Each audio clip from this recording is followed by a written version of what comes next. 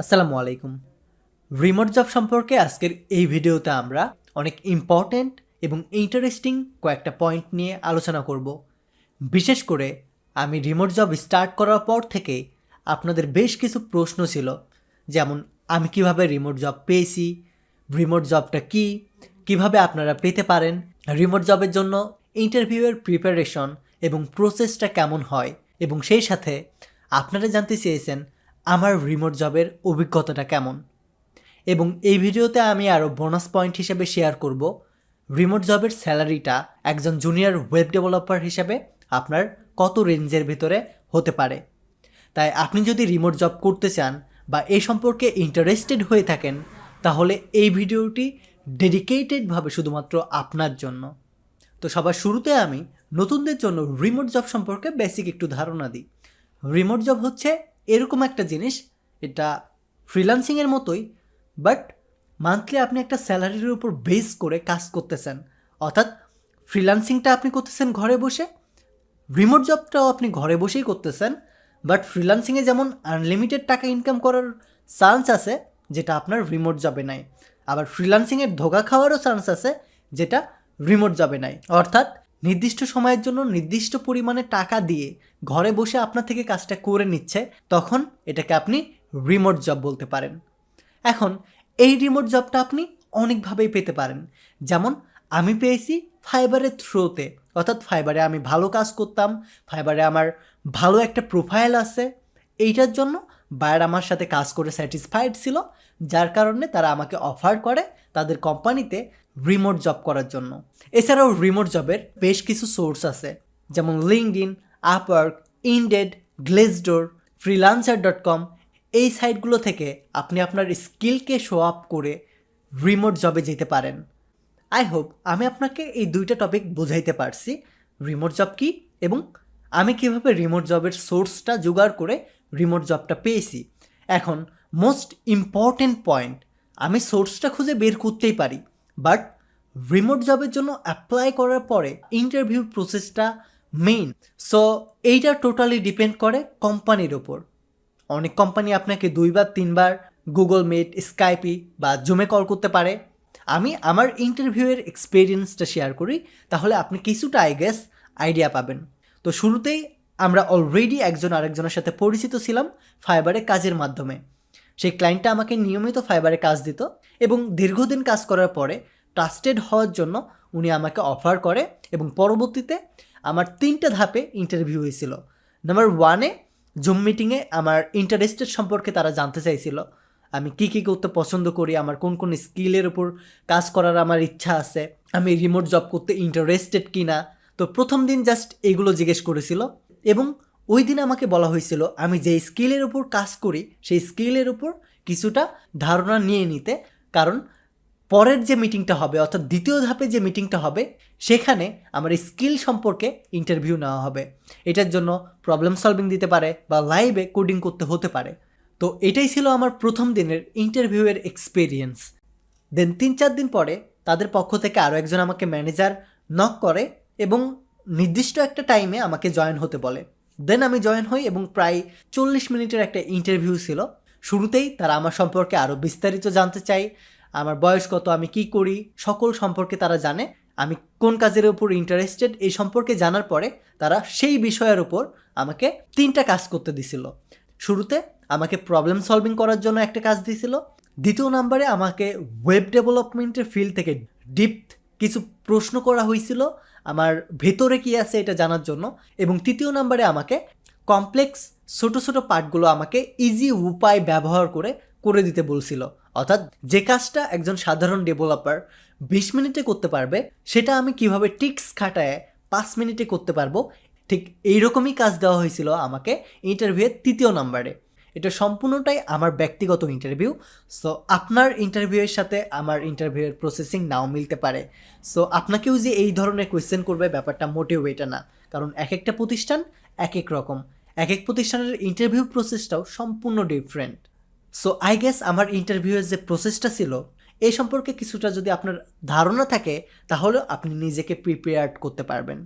এখন চলে যাব আমরা আমাদের নেক্সট টপিকে। ওয়েল, এখন আমি এই ভিডিওর সবথেকে গুরুত্বপূর্ণ দ্বিতীয় নম্বর টপিক নিয়ে কথা বলবো, যেটা আপনারা জানতে চেয়েছেন যে আমার এক্সপিরিয়েন্সটা রিমোট জবে কেমন ছিল। সত্য কথা বলতে আমি সব কিছু ট্রুলি তুলে ধরবো। তো শুরুতেই আমি আমার সমস্যাগুলো তুলে ধরি, দেন আমার অপরচুনিটিসগুলো আমি তুলে ধরবো। সবার শুরুতেই আপনি যদি রিমোট জব করেন, বিশেষ করে সুইডেন, ইউএসএ, জাপান, কানাডা বা ডেনমার্ক এই ধরনের দেশগুলোতে যদি আপনি রিমোট জবে যান, তাহলে শুরুতে আপনার যে সমস্যাটা হবে এটা হলো টাইম জোন। তো এইটার জন্য আপনাকে ক্লায়েন্টকে বলে টাইম জোনটা আপনার পরিবর্তন করে নিতে হবে। আপনাকে ক্লায়েন্টকে বোঝাইতে হবে যে আমি ওই টাইম জোনে কাজটা করতে পারবো না, এটার জন্য আমাকে আলাদা সময় দিতে হবে। তো এটা শুরুতে আমি ক্লিয়ার করে নিয়েছিলাম, যার কারণে আমার টাইম জোনটা সমস্যা না হইলেও টাইমটা আমাকে একটু সমস্যা করছে। অর্থাৎ প্রতিদিন আমাকে নির্দিষ্ট একটা টাস্ক কমপ্লিট করতে হবে, তো এটার জন্য নির্দিষ্ট একটা টাইম প্রয়োজন, যেটাই আমার ছিল সবথেকে বড় সমস্যা। কারণ আপনারা সবাই জানেন আমি একজন স্টুডেন্ট, তো আমার পক্ষে every days 4 or 5 hours manage করা একটু ডিফিকাল্ট। পাশাপাশি কন্টেন্ট ক্রিয়েট করা, মাঝখানে তো আমি প্রায় 1-1.5 মাস কন্টেন্টই বানাইতে পারি নাই। শুরুর দিকে একটু টাইম ম্যানেজ করা একটু কষ্টকর হলেও এখন আস্তে আস্তে ইনশাল্লাহ ঠিক হয়ে যাচ্ছে। অ্যান্ড যে টাস্কটা আপনাকে এভরিডে কমপ্লিট করতে হবে যে টাইমটার ভেতরে, সেই টাইমটা যদি আপনি ভালোভাবে হ্যান্ডেল করতে পারেন, তাহলে আই গেস রিমোট জবের থেকে ভালো অপরচুনিটি আর কিছু হতে পারে না। আমার মতে রিমোট জবের কোনো যদি ডার্ক সাইড থাকে, তাহলে দুইটি জিনিসই আমার মাথায় আসবে। নাম্বার 1 টাইম জোন, এবং দ্বিতীয়ত টাইম ম্যানেজমেন্ট। এই দুইটা ছাড়া আমার মনে হয় বাকি সব কিছুই ভালো। যেমন কমিউনিকেশন, তাদের সাথে কথা বললে যতক্ষণ আমি তাদের সাথে থাকবো বা নিজে কাজ করব বা মিটিং করব, উইকলি একবারও যদি মিটিং হয়, এখান থেকে আপনি যতটুকু কমিউনিকেশন স্কিল ডেভেলপমেন্ট করতে পারবেন, এটা আপনি অন্য কোথাও পাবেন না। ট্রাস্ট মি, আপনাকে সেই লেভেলে নিয়ে যাওয়ার জন্য রিমোট জবের প্রতিটা মিটিং অনেক বেশি গুরুত্বপূর্ণ ভূমিকা রাখে। তো রিমোট জব থেকে মূলত আমি কমিউনিকেশন স্কিল সম্পর্কে অনেকটা ধারণা পাই, এবং সেই সাথে আমার স্কিলের পাশাপাশি ইংলিশ কমিউনিকেশন স্কিলটাও বৃদ্ধি পায়। এবং রিমোট জবে আমার সবথেকে বড় যে জিনিসটা আমার ভালো লাগছে, সেটা হলো তারা স্কিল ডেভেলপমেন্টের জন্য হিউজ টাইম দেয় এবং হিউজ অপরচুনিটিস তৈরি করে দেয়। যেমন কিছুদিন আগে আমি আমার একটা পডকাস্টে বলেছিলাম যে আমাকে আমার কোম্পানি থেকে ব্লকচেইন ডেভেলপমেন্ট শেখার জন্য প্রিমিয়াম কিছু রিসোর্স আমাকে কিনে দেওয়া হয়। সো এটা কিন্তু অনেক বড় একটা সুবিধা। আপনি যদি রিমোট জব করেন, তাহলে প্রতিনিয়ত আপনার কোম্পানি আপনার শেখার জন্য, আপনার নতুন নতুন টেকনোলজি শেখার জন্য তারা নিজেরা ইনভেস্ট করবে। তো এইটা আপনার স্কিল ডেভেলপমেন্টের পাশাপাশি আপনাকে আরও ভালো একটা অবস্থানে নিয়ে যাওয়ার জন্য অনেক বড় একটা ভূমিকা রাখবে। এবং অপরচুনিটিস সম্পর্কে যদি আমি বড় আরও একটা পয়েন্ট বলতে চাই, তাহলে এটা হচ্ছে ফ্রিডম। এখানে আপনি যদি রিমোট জব করেন, তাহলে আপনি হিউজ টাইম ফ্রিডম পাবেন যদি না আপনি স্টুডেন্ট হয়ে থাকেন। কারণ এখানে 5-6 ঘন্টার বেশি কাজ করতে হয় না, এবং 5-6 ঘন্টাতে অ্যানাপ পরিমাণ রেভিনিউ জেনারেট করতে পারবেন। তো আমার রিমোট জবের সবথেকে বড় অপরচুনিটিসগুলোর ভেতরে এগুলো ছিল মেইন পয়েন্ট। এছাড়াও এই ভিডিওর বোনাস পয়েন্ট হিসেবে আমি যে বিষয়টি নিয়ে আলোচনা করতে চেয়েছিলাম, সেটা হলো স্যালারি। একজন জুনিয়র ওয়েব অ্যাপ্লিকেশন ডেভেলপার হিসেবে আপনি যদি রিমোট জব করেন, তাহলে আপনার স্যালারির রেঞ্জটা কেমন হয়ে থাকে। তো আমি আমারটা থেকে আইডিয়া দিই। তো আপনি পার ইয়ার একজন জুনিয়র ডেভেলপার হিসেবে মিনিমাম পার ইয়ার $25,000 থেকে $35,000 ইনকাম করতে পারবেন।